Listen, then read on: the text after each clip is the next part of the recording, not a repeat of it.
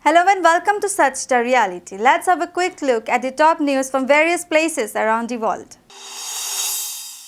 Turkish, Jordanian and Iraqi officials say that Iran gave wide notice days before its drone and missile attack on Israel, but US officials said Tehran did not warn Washington and that it was aiming to cause significant damage.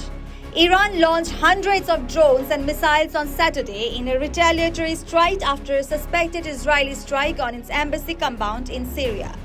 Most of the drones and missiles were downed before reaching Israeli territory.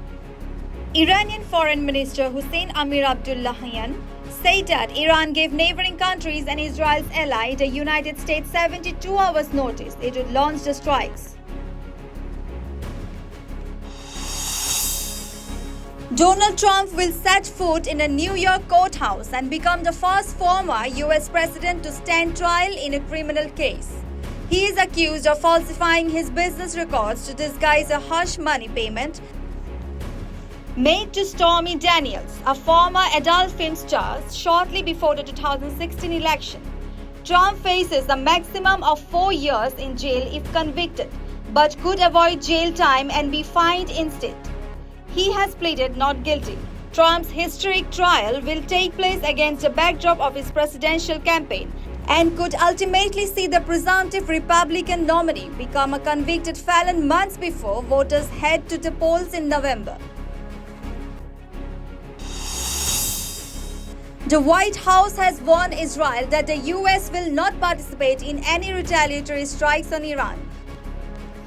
Over 300 drones and missiles were fired at Israel overnight, which Iran said was in response to a 1st April strike on its consulate in Syria. Almost all weapons were shot down by Israeli, US, and allied forces before they reached their targets. Officials say Joe Biden urged Israel to consider its response carefully. Speaking to reporters, a senior administration official said that Biden told Israeli Prime Minister Benjamin Netanyahu to think very carefully and strategically about how his forces reply to the unprecedented action, the first direct attack by Iran on the country.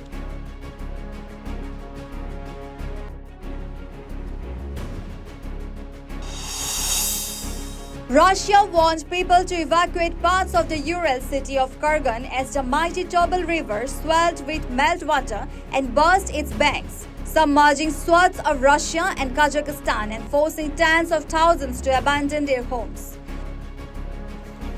Russia's southern Ural region and northern Kazakhstan have been grappling with the worst flooding in living memory after very large snowfalls melted swiftly amid heavy rain over land which was already waterlogged before winter. More than 7,100 people were evacuated on Sunday from several hundred residential buildings that had been flooded. State news agency RIA said, citing Russia's emergency ministry, as the waters threatened 62 settlements and 4,300 homes.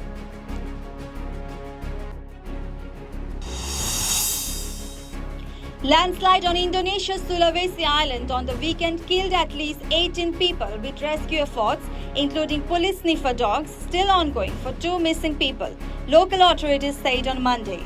The local government in South Sulawesi also reported that 2 people were in critical condition in hospital. Landslides triggered by high-intensity rains affected 2 villages in the region of Tanah Toraja in South Sulawesi and destroyed 4 homes.